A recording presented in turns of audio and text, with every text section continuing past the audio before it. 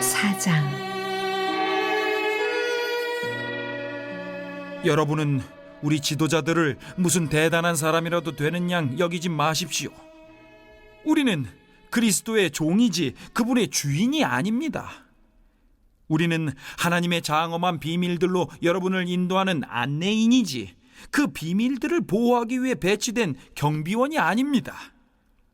좋은 안내인이 갖추어야 할 덕목은 믿음직스러움과 정확한 지식입니다. 여러분이 나를 어떻게 생각하든 사람들이 나를 어떻게 평가하든 그것이 내게는 조금도 중요하지 않습니다. 나는 내 자신을 평가하지 않습니다. 그러한 일로 비교하는 것은 무의미합니다. 나는 여러분의 좋은 안내인이 되기에 어긋날 만한 일을 한 적이 없습니다. 그렇다고 내가 대단하다는 뜻은 아닙니다. 그런 판단을 내리시는 분은 주님이십니다. 그러니 주님을 앞지르지 말고 모든 증거가 명백히 드러나기 전에는 섣불리 결론을 내리지 마십시오. 주님이 오시면 그분께서 우리가 생각지 못했던 모든 것, 우리 마음속의 동기와 의도, 그리고 기도를 환히 밝히시고 증거로 제시하실 것입니다. 그때야 우리는 저마다 잘했다 말씀하시는 하나님의 칭찬을 듣게 될 것입니다. 친구 여러분, 내가 지금까지 이 모든 말씀을 아볼로와 나에게 적용해서 설명한 것은 여러분이 조심하는 법을 배워서 모든 사실을 알기도 전에 성급하게 판단하는 일이 없게 하려는 것입니다. 하나님의 관점으로 사태를 보는 것이 중요합니다. 나는 여러분이 별것도 아닌 소문을 근거로 평판을 부풀리거나 깎아내리는 모습을 보고 싶지 않습니다. 여러분을 정말로 아는 사람, 여러분의 마음을 아는 사람이 누구입니까? 설령 그런 사람이 있다고 해도 그들이 여러분 안에서 발견해낸 것 가운데 여러분 자신의 공로로 삼을 만한 것이 무엇입니까? 여러분이 지니고 있는 것과 여러분의 현재 모습은 모두 하나님께로부터 온 순전한 선물이 아닙니까? 그러니 비교하고 경쟁하는 것이 무슨 소용이 있겠습니까? 여러분은 이미 필요한 모든 것을 가졌습니다. 여러분이 감당할 수 있는 것보다 더 많은 것을 하나님에게서 받고 있습니다. 여러분은 아볼로나 나를 제쳐둔 채 세상, 하나님이 지으신 세상 꼭대기에 앉아 있군요. 우리도 거기에서 여러분과 나란히 앉아봤으면 좋겠습니다. 내가 보기에 하나님께서는 메시지를 전하는 우리를 아무도 표를 사려고 하지 않는 극장의 무대에 올려놓으신 것 같습니다. 교통사고 현장을 구경하듯이 모든 사람이 우리를 둘러서서 빤히 쳐다보는 것 같습니다. 우리는 메시아 때문에 환경에 적응하지 못한 사람들입니다. 여러분은 자신이 있을지 모르나 우리는 약함과 불확실성 한가운데서 살아갑니다. 여러분은 남들에게 좋은 평판을 받을지 모르나 우리는 대부분 빙 둘러싸인 채 발길질을 당합니다. 우리는 식사할 시간도 넉넉지 않고 누더기 옷을 입고 문전박대를 당하고 어디에서든 허드렛 일을 얻어 근근히 생계를 꾸려갑니다. 남들이 우리를 욕해도 우리는 그들을 축복합니다. 남들이 우리를 두고 터무니없는 말을 해도 우리는 그들에 대해 좋게 말합니다. 우리는 부엌에 버려진 감자 껍질처럼 이 문화로부터 쓰레기 취급을 받습니다. 앞으로도 그보다 더 나은 대접을 받지 못할 것입니다.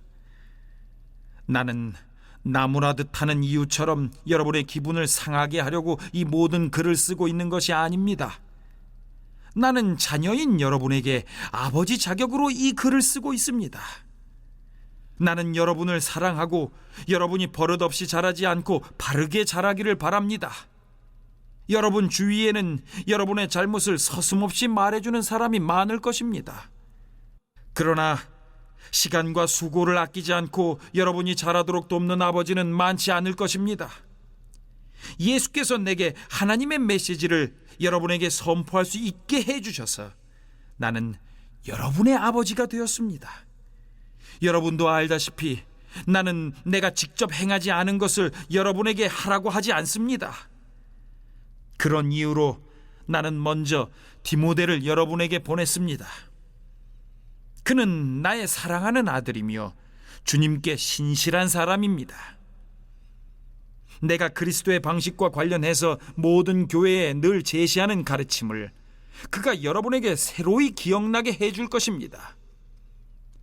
여러분 가운데 자만해서 내 말은 물론이고 어느 누구의 말도 듣지 않는 사람이 더러 있다는 것을 압니다.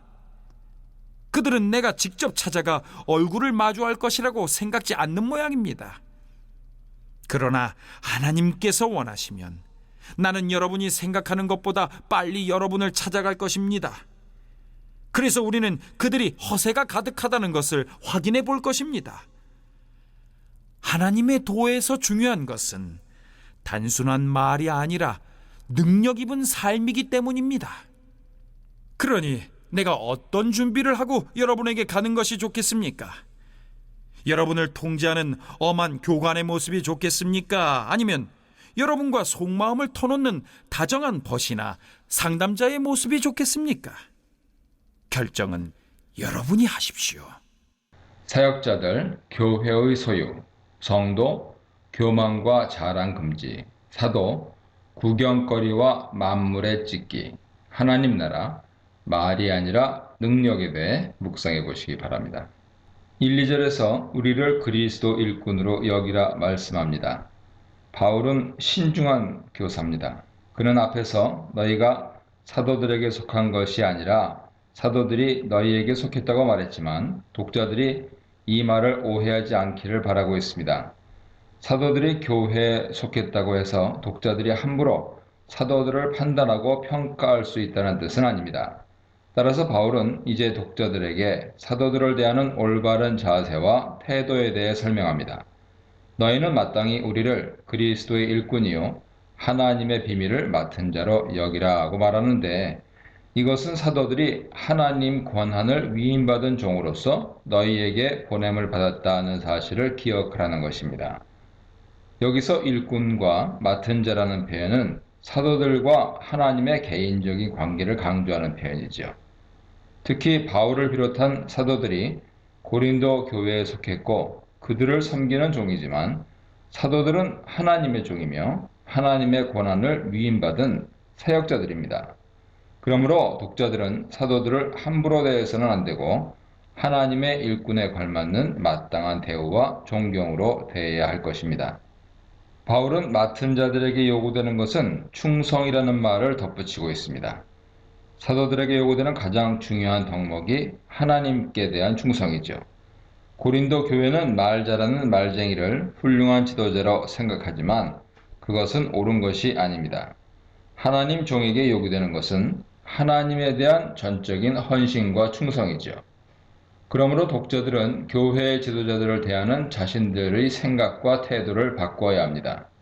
그들은 매우 세속적인 관점에서 훌륭한 지도자를 추구하고 있지만 그것은 하나님께서 보실 때 미련하고 잘못된 것이죠.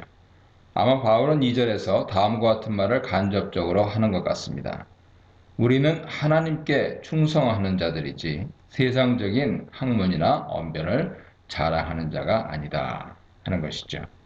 3절로 5절에서 사도들을 판단하지 말라 말씀합니다. 바울이 왜 우리를 그리스도의 일꾼으로 여기라 말했는지 그 이유가 분명하게 드러납니다. 고린도 교회 성도들이 자신을 함부로 판단하는 것을 알고 있었던 바울은 그것에 대해 별로 개의치 않는다고 말합니다. 바울이 그것을 대수롭지 않게 여기는 이유는 그들의 판단이 합당한 것이 아니기 때문이죠.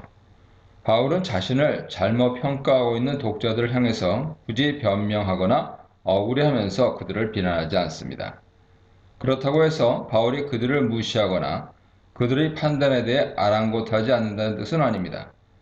바울은 자신에 대한 사람들의 잘못된 판단에 일희일비하지 않고 오직 하나님 종으로서 중심을 지키고 있을 뿐이죠. 그러면서 나도 나를 판단하지 않는다고 말하고 그들의 무분별한 비판이 잘못된 것임을 지적하고 있습니다. 자신을 판단하지 않는다고 해서 그를 반성이 부족한 사람으로 간주해서는 안 됩니다.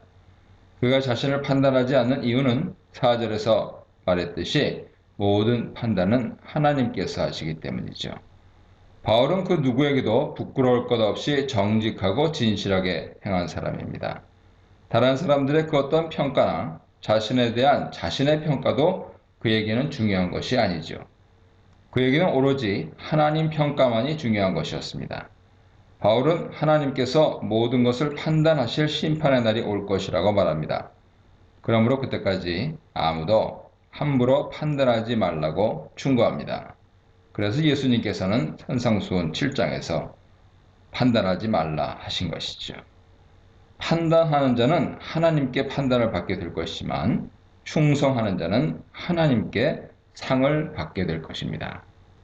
6절로 8절에서 교만한 마음을 갖지 말라 권고합니다.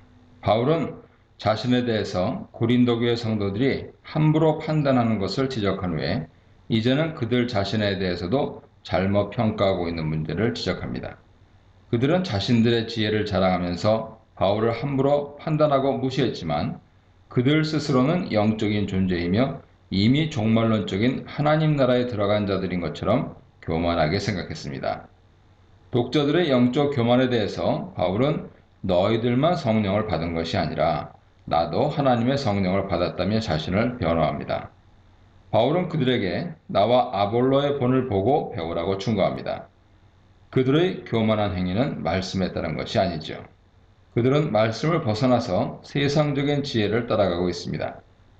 세상적인 지혜를 따라간 결과 서로 대적하면서 사람들을 무시하고 자신을 자랑하는 교만한 마음을 불러왔습니다.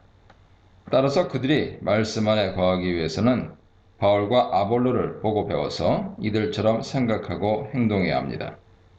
독자들은 스스로 자신들이 다른 사람들보다 우월한 존재라고 생각했죠. 그러한 구별은 교만에서 비롯된 것입니다. 아마 교만의 근거는 그들이 스스로 가지고 있다고 생각하는 지혜와 영적인 은사였을 것입니다. 그들은 바울에게서 복음을 받았고 아볼로에게서 지혜를 배웠고 하나님으로부터 성령과 영적 은사를 받았지만 감사하지 않았고 오히려 교만해졌습니다. 바울은 그들이 이미 배부르며 이미 부유하며 사도들과 상관없이 왕노릇한다고 비판합니다. 이것은 독자들이 그들 자신에 대해서 지금 생각하는 것이 얼마나 잘못된 것인지 지적하는 것입니다. 한편으로 생각하면 그들이 영적인 부유함과 배부름에 있다는 것이 옳은 말이기도 합니다. 그러나 만약 그들이 진정으로 영적인 부유함 가운데 있다면 부유함을 주신 하나님께 감사해야지 교만하게 생각할 수는 없습니다. 그러므로 그들은 그리스도 안에서 부유함을 누리고 있는 것이 아니라 세상적인 관점에서 부유함을 누리면서 그것을 자랑하고 있습니다. 이미라는 표현을 반복해서 사용하는 것을 볼 때 독자들은 잘못된 종말론에 사로잡혀 있었을 것입니다. 그들 스스로 이미 하나님 나라에 들어갔으며 그리스도와 함께 왕 노릇할 것이라는 말씀이 실현되었다고 생각하고 있습니다. 바울은 이미와 아직이라는 종말론적 긴장 가운데 있지만 독자들은 이미라는 실현된 종말론적 관점만 받아들여서 자신들이 완전한 존재인 줄 착각하고 있습니다. 9절로 10절에서 미천한 가운데 있는 사도들을 말합니다. 바울은 8절에서 독자들에게 너희가 우리와 상관없이 왕노릇 하였도다 라고 비판했습니다. 그런데 이제 바울은 사도들이 왕노릇하기는커녕 오히려 가장 미천한 가운데서 고난과 조롱을 받는 자들이라고 말합니다. 독자들은 두 가지 잘못된 생각을 하고 있습니다. 첫째, 그들은 이미 종말론적인 하나님 나라에 들어가서 왕노릇하고 있다고 생각했습니다. 둘째, 그들은 사도들이 존귀하고 훌륭한 존재들이어서 자랑할 만해야 한다고 생각했습니다. 바울은 사도들이 이 세상에서 왕처럼 통치하고 영광과 존귀를 받는 존재가 아니라 반대로 죽임을 당할 죄수와 같은 입장에 있는 자들이라고 설명합니다. 또 자신의 형편을 포로들 중에서 사형 선고를 받고 맨 뒤에 끌려가는 죄수에 비유하고 있습니다. 이것은 하나님께 대한 원망이 아니라 사도들에 대한 하나님 뜻이 무엇인지 보여주는 것이죠. 사도들은 그리스도의 십자가를 따라가는 자들입니다. 그들은 세상에서 고난과 조롱을 받으면서 죽기까지 충성하도록 보냄을 받은 자들이죠. 바울은 이제 10절에서 고린도 교회 성도들의 생각과 자신의 생각을 대조 설명합니다. 독자들은 세상에서 지혜롭고 존귀한 자가 되려고 하지만 바울을 비롯한 사도들은 오히려 세상에서 무시당하고 비천한 가운데 거하면서 미련하게 하나님께 충성하는 자들입니다. 11절로 13절에서는 참된 사도의 모습이 나옵니다. 바울은 사도로서 자신이 지금까지 걸어온 길을 소개합니다. 고난과 핍박으로 점철된 그의 생애는 참된 사도의 길이 어떤 것인지 설명하고 있습니다. 바울이 이것을 소개하는 목적은 분명하죠. 고린도 교회 성도들의 생각이 얼마나 잘못된 것인지 자신의 삶을 통해서 보여주려는 것입니다. 바울은 6절에서 자신의 삶을 고린도 교회 성도들이 따라야 할 본보기로 제시했습니다. 그리스도인으로 산다는 것은 어떤 것입니까? 이러한 문제에 대해서 고린도 교회 성도들은 매우 세속적인 관점에서 성공과 번영과 축복의 삶이 그리스도인 삶의 모습이라 생각하고 있습니다. 따라서 자신들의 기준에 미치지 못하는 바울을 무시하고 그의 사도됨을 의심하면서 함부로 판단했습니다. 그러나 바울은 이제 참된 사도의 길은 바로 예수께서 가신 고난과 십자가의 길을 따라가는 것이라고 말합니다. 11절은 사도로서 자신의 삶에 대한 일반적인 고난을 설명한 것이죠. 줄이고 목마르고 헐벗고 매맞으며 정처 없이 돌아다니고 스스로 일을 하면서 생계를 유지했던 것은 지금까지 바울이 걸어온 길입니다. 그러나 12절, 13절에 등장하는 일련의 대조적인 설명들은 고린도 교회 성도들이 그를 대했던 것과 이에 대한 바울의 반응이 어떠했는지 설명하는 것입니다. 그들은 바울을 저주했지만 바울은 그들을 축복했고 핍박을 당했지만 참았고 비방을 당하면서도 권면했습니다. 그러한 삶의 모습은 세상적인 관점에서 볼 때 너무나 초라하고 무시당하는 찌꺼기와 같은 인생이죠. 그러나 바울은 그것이 참된 사도의 길이라고 설명하고 있습니다. 14절로 16절에서 내 말을 아비의 교훈처럼 들으라 말씀합니다. 바울은 이제 고린도 교회와 자신의 특별한 관계를 상기시키면서 그들에 대한 자신의 권위를 회복하려 합니다. 마치 사랑하는 자녀에게 아비가 하듯이 권면의 말을 합니다. 그리스도 안에서 스승은 많이 있을 수 있지만 아비는 오직 한 사람밖에 없죠. 독자들에게 바울은 그러한 특별한 사람입니다. 바울의 복음 선포로 개종했기 때문이죠. 바울은 단순히 많은 스승들 중 한 사람으로 대우받기를 원하지 않고 그들에게 아비와 같은 사람으로 인정받기를 원합니다.